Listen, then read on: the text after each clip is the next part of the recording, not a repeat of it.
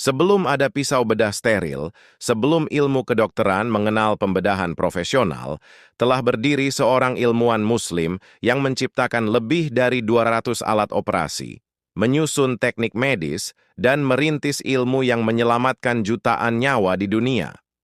Namanya Abu Al-Qasim Khalaf Ibnu Al-Abbas Al-Zahrawi, atau di barat disebut Abul Qasis.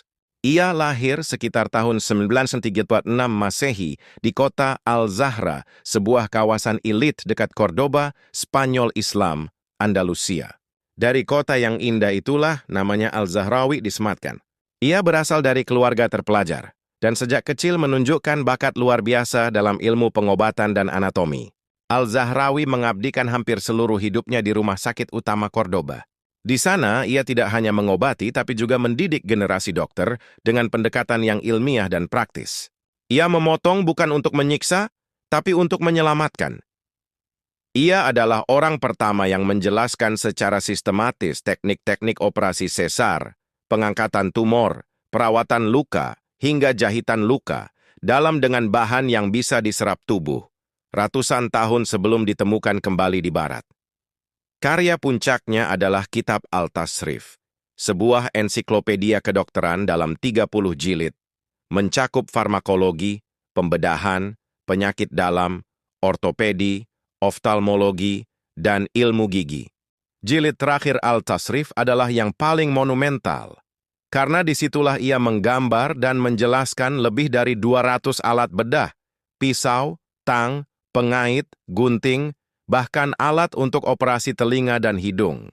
Kitab ini diterjemahkan ke dalam Latin dan diajarkan di Universitas Eropa selama lebih dari 500 tahun. Bahkan sekolah kedokteran Salerno dan Montpellier menjadikan Al-Tasrif sebagai buku pegangan utama.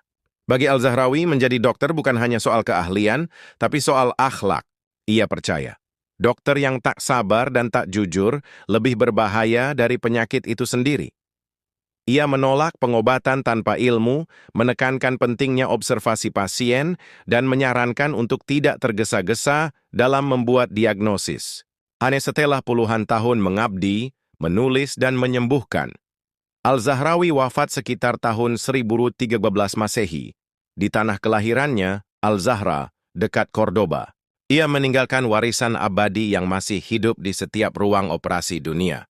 Inilah Al-Zahrawi, seorang dokter, ilmuwan, guru, dan pelopor bedah dunia.